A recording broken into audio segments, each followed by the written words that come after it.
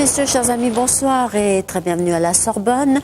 Nous allons nous retrouver dans quelques instants dans le grand amphithéâtre pour écouter ce qui est la seconde partie de la soirée donnée par 4 des grands amateurs de piano.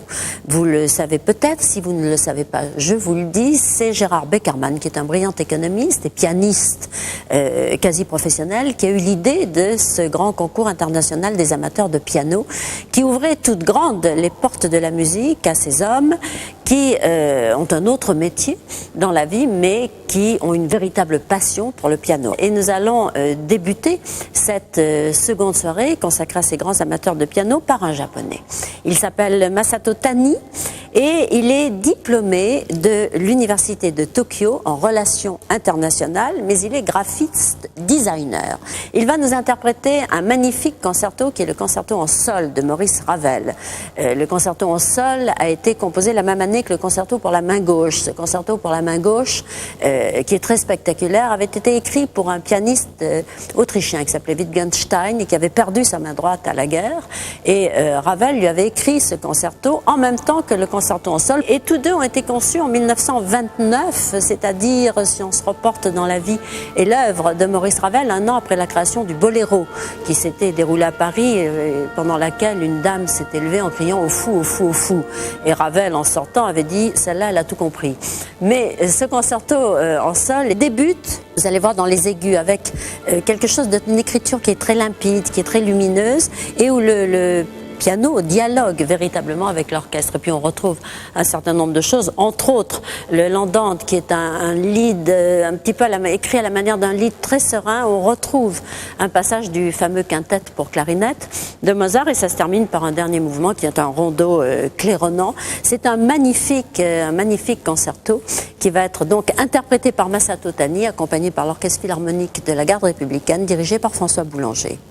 C'est maintenant la célèbre Rhapsodie sur un thème de Paganini, de Rachmaninoff, que nous allons entendre, qui est une rhapsodie, je vous le disais tout à l'heure, qu'on a souvent assimilée à un concerto.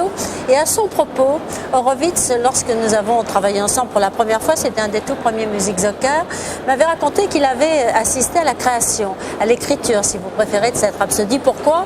Parce que Rachmaninoff, qui était un brillant virtuose dans la grande tradition des Liszt et quelques grands virtuoses du piano, avait assisté au début du jeune Horowitz, c'était en 1928 à New York, et Rachmaninoff était très intéressé par cette nouvelle vague de jeunes pianistes, Rubinstein entre autres et quelques autres. Et c'est lui d'ailleurs, Rachmaninoff, qui les entraînera vers Paris. Vous savez qu'en 1923, on avait créé le conservatoire Rachmaninoff à Paris et qu'un certain nombre de grands artistes vont y aller, vont s'y installer, vont jouer dans des concerts à Paris, dont Horowitz. Et donc cette rhapsodie a été créée en novembre 1934 à Baltimore et c'était un grand chef d'orchestre qui dirigeait, c'est Stokowski, et elle a remporté un grand succès. C'est une écriture qui est assez jubilatoire et qui fait finalement la part belle à une sorte de virtuosité échevelée. Pourquoi ? Parce que Rachmaninoff était lui-même un très brillant virtuose, je vous l'ai dit. C'est Gregory Adams qui va interpréter cette rhapsodie. Il est américain et comme tous ces grands amateurs de piano, il mène une double vie, si j'ose dire, et c'est tout à son honneur. Il est cuisinier et il a surtout créé une chaîne d'épicerie fine, si vous préférez, à New York, mais aussi à San Francisco et à Colorado Springs. Et je vous avais peut-être, lorsque je vous l'avais présenté au moment du concours, j'avais insisté qu'il avait eu beaucoup de courage parce qu'un jour, en rentrant dans sa cuisine, dans les montagnes du Colorado, il était tombé sur un ours qu'il avait gravement blessé au bras. Donc il n'avait pas pu participer à ce concours des grands amateurs et il y viendra l'année suivante. Donc c'était en 2001 et il sera le brillant lauréat. Il remportera le premier prix avec la 6e rhapsodie de Liszt, Jeu d'eau de Ravel et les variations sérieuses de Mendelssohn. Nous allons donc l'écouter dans cette rhapsodie sur un thème de Paganini. Mais auparavant, je voudrais citer une très belle phrase que Gilles de Vaugrigneuses, qui est le président directeur général de BNP Paribas Asset Management, avait choisi de mettre en exergue à cette soirée. C'est une phrase due au philosophe Émile Cioran qui disait « Nous sentons vraiment que nous avons une âme lorsque nous écoutons de la musique ». Et je voudrais demander aux créateurs finalement de ce concours international des grands amateurs de piano, à la fois ce qu'ils pensent de cette phrase et ce qu'ils pensent du mécénat, qui a une grande importance dans ce concours et dans cette soirée. Gérard Beckerman. Le mécénat est fondamental pour la culture puisque il est très difficile d'assumer la vie d'artiste. On sait que la vie d'artiste est une vie admirable, sauf pour l'artiste, et surtout ceux pour qui l'écoutent. Et je crois que j'ai beaucoup apprécié le geste parce que le mécénat est ce qui fait vivre la profession. Et ce geste n'était pas dédié à des professionnels. Après tout, Louis XIV, les seigneurs, les rois autrefois étaient les protecteurs des arts, de la sculpture, de la peinture, de la musique également. Et il me paraît normal que dès lors que le budget de l'État ne permet pas de tout faire, qu'il y ait des entreprises qui soient mises à contribution et qui le font avec enthousiasme. Alors vous êtes un brillant économiste, ce qui vous prend beaucoup de temps. Vous êtes professeur ici à la Sorbonne. Vous avez écrit de nombreux ouvrages, dont dans la collection Que sais-je, le petit Que sais-je sur l'euro, qui a été précieux à beaucoup de monde en ce moment. Et je voudrais savoir comment vous arrivez à finalement travailler votre piano de telle sorte que vous êtes quasiment professionnel. Parce que la journée, ça dure 24 heures. Je suis économiste le jour et je suis pianiste la nuit, le soir. Et mon expérience n'est pas unique. Il y a beaucoup d'amateurs qui ont le même statut, qui sont dans la même situation. Et je me souviens, il y a 25 ans, lorsque je préparais la licence d'économie politique, j'étais en même temps étudiant au conservatoire, à l'école normale de musique. Et puis après, il a fallu faire un choix, parce qu'on ne peut faire que cela finalement. On ne peut être que soit économiste, soit pianiste. Il est très difficile d'exercer à titre professionnel les deux métiers.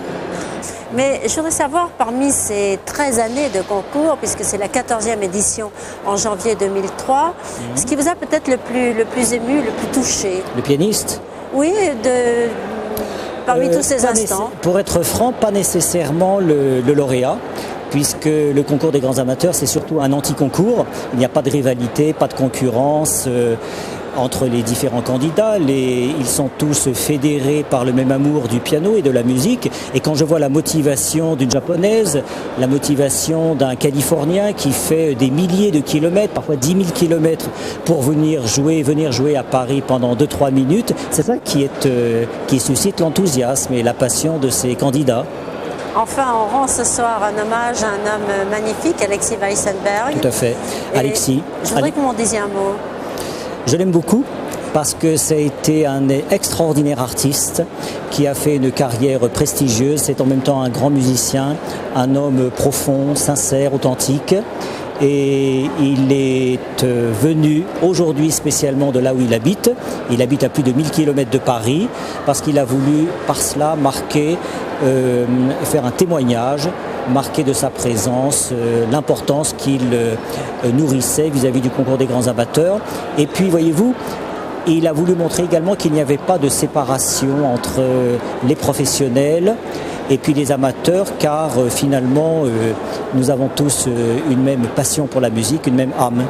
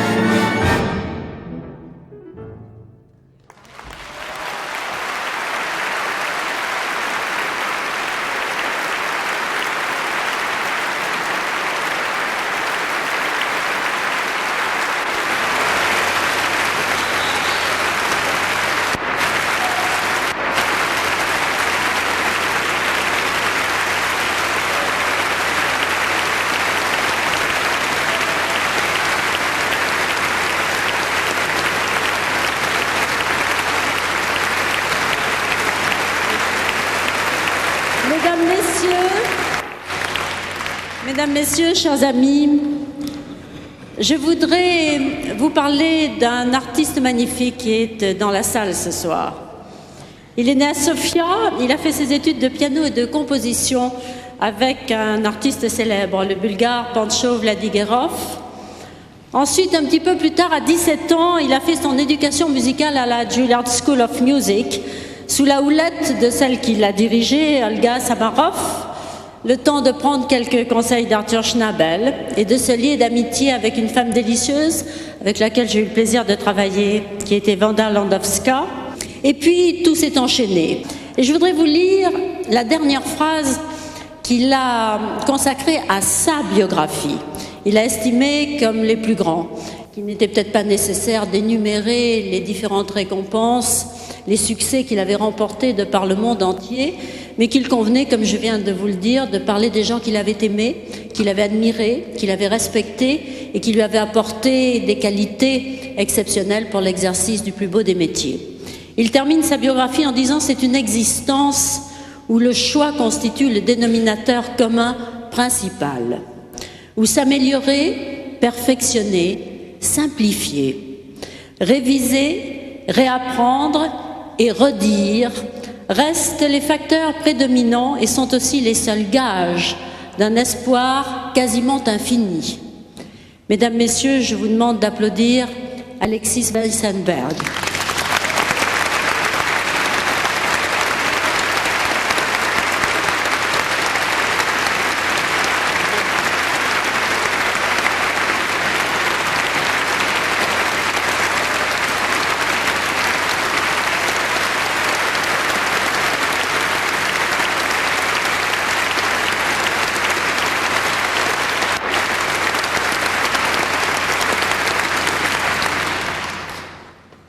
Lorsqu'on a ce genre de réception, et croyez-moi c'est rare, pour tout le monde, ce genre d'ovation, on se dit, fatigué, on en a marre, et ça vaut le coup.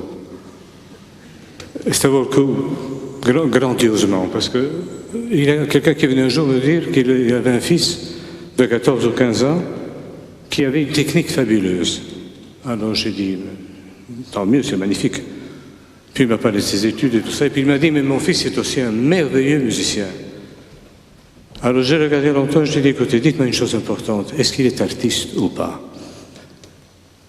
Ça l'a surpris d'abord. Il n'a pas très bien compris la question, mais la question est très simple. Je pense que tout être humain a en soi surtout cette fascination avec l'imagination qui permet à ce que l'on voyage très loin dans sa tête ou en dehors de son corps en faisant de la belle musique.